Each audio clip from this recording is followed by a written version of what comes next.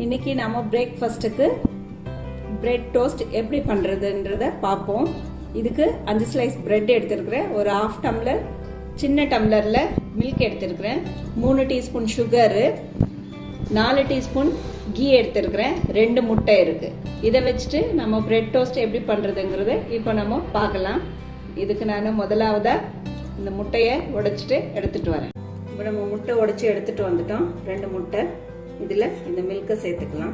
இதோட இந்த சுகரையும் ஆட் பண்ணிக்கலாம். இப்போ இதையெல்லாம் நல்லா அடிச்சுக்கலாம், மிக்ஸ் பண்ணிடலாம். இப்போ இது நல்லா மிக்ஸ் ஆகிட்டுது. எல்லா சர்க்கரை எல்லாம் கரைஞ்சி மில்க்கு முட்டை எல்லாமே ஒன்றா மிக்ஸ் ஆகிட்டுருக்கு. இப்போ நம்ம இது எப்படி செய்யறதுங்கிறத பார்க்கணும். இப்போ ஸ்டவ் பற்ற வச்சுட்டு நம்ம அது மேலே தவா வச்சிருக்கிறோம். அது ஹீட் ஆகின இருக்குது. எண்ணெயும் நெய்யை இதில் வார்த்தணும், கொஞ்சம் மிக்ஸ் பண்ணி. ஸோ இது நல்லா சூடாயிருக்கு பாருங்க, நெய் நல்லா உருகிட்டுது. இப்போ இந்த பிரெட்டை நம்ம இதில் டிப் பண்ணி இந்த தவால போட்டு ரோஸ்ட் பண்ணலாம். அவ்வளோதான்.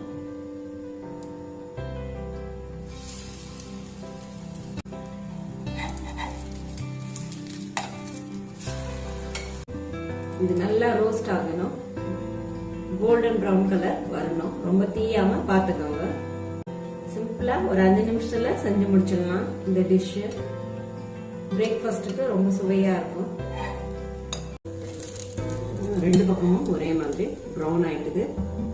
பார்க்கறதுக்கு நல்லா அழகா கோல்டன் ப்ரௌன்ல இருக்கு. இது டிஃபன் பாக்ஸ் கூட வச்சு அனுப்பலாம். ஸோ குழந்தைங்களும் விரும்பி சாப்பிடலாம், எல்லாரும் சாப்பிடலாம். இன்னொன்னையும் நம்ம இங்க வைக்கலாம்.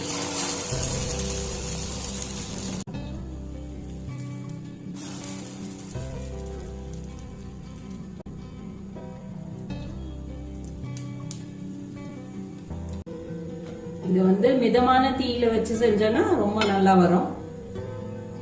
ரொம்ப ட்ரை ரோஸ்ட் ஆகாம நல்லா கோல்டன் ப்ரௌன்ல வரும். அதனால இதை மிதமான தீயில வச்சுட்டு செய்யறது நல்லது. நல்லா ரோஸ்ட் ஆயிடுச்சு. இந்த பதத்துல இது எடுப்பாங்க. நல்லா